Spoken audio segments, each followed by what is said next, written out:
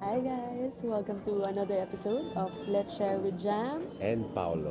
Our next devotions is entitled Breaking Free of Fear. Ephesians 3:20.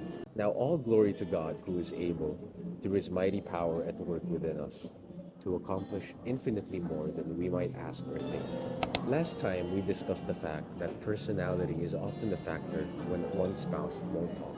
Today, I want to address another common reason, fear. Perhaps in childhood, perhaps in a former marriage, or perhaps in your marriage, your spouse has discovered that if he shares his true thoughts and feelings, it will likely cause an explosion. Sa Tagalog, sasabog ka. Not liking explosions, he clams up.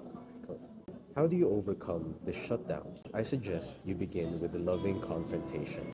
Bring up the matter kindly. For example, you might say, I want us to have a growing marriage, and I think you want the same. I feel that in the past, when you have shared your ideas, you've experienced my wrath, or maybe a parent's or someone else's anger. I don't know about them, but I know that is not what I want. I am asking God to help me hear you.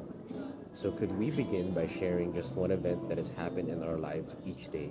I think this will get us on a positive track. Your spouse will likely be relieved that you have brought up the topic and will be willing to try again. Remember, the Bible makes it clear that change is possible. The Lord can do more than we can even imagine. So he can certainly turn our communication patterns around. Nice. It's a very practical Super practical. devotions. Basically, how do you deal with each other fresh off a fight, fresh Yes. off an argument, di ba? Yeah. Or when one spouse starts shutting down again, parang I need space, tapos di ka na kinakausap. How do you address that? Sinabi dito, first step, bring it up, Yeah. but lovingly. Loving. Bring it up lovingly. Parang yun ang key That's the key. Like, ask yourself, what's the most loving thing that I can possibly do to this person? And it's like, only you know the answer to that question kasi it's different for every relationship. yeah. Everyone has different personalities. Diba sinasabi ko minsan, you know how to push my buttons. Yes. Alam mo saan akong naaasar, saan ka sasabog. Wag mong gawin. Yeah. Diba? So when you confront that person, confront lovingly. Sa Very atin, ano practical. bang ginagawa natin? Ako, when we fight and when we do argue, I when shut we down. I just stick to my hobbies or watch basketball or just stay away from the house for a few hours, diba? That's Yeah. what I do. So that when we meet again, cool-headed, level-headed na ulit ako. Yeah. I think very important din yung timing. Even if you want to say something, meron kang gustong i-open up. Tapos, hindi pwede kasing mabox ka dun sa you clam up. 'Di ba? Parang sabi dito, you clam up. Ibig sabihin, hindi ka na mag-open Isolate up, yourself. natatakot ka na.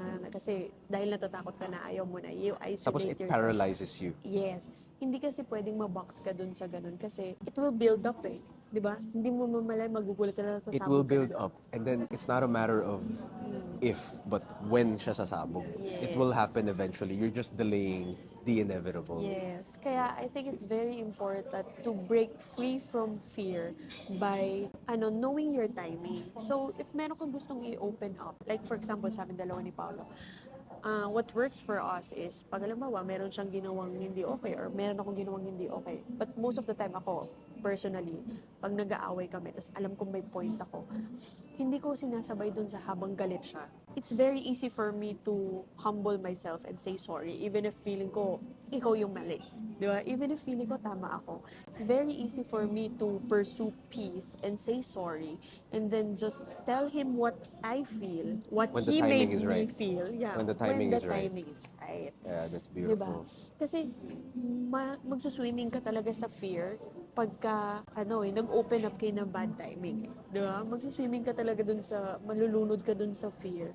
If every time na mag-open up ka, alam mo namang galit, tas mag-open up ka, diba? Ikaw, parang ang isipin mo lang dito is, ikaw ba anong mararamdaman mo if may mag-open up sa'yo habang galit ka? Yeah. Nasa height ka nung galit mo or nasa height ka nung, disappointment mo or bad day mo. Tapos may magsasabi sa'yo ng another bad news or another negative thing. Talagang magagalit ka eh, di ba? So, I guess that's my tip for today, na parang Yeah. learn your timing. Ang ganda ng tip mo. Your tip is so practical and so it can instantly fix So many parang things. prevent so many arguments Yeah. from happening in any kind of relationship. It's like when you're at the height of your emotions, 'di ba? Huwag mo nang sabayan Yes. kung sino yung nauna. Parang Yes. kung sino yung nauna. Let that person have his have his time Moment. under the have this moment. Yeah. Moment ko to. Moment ko to. Diba?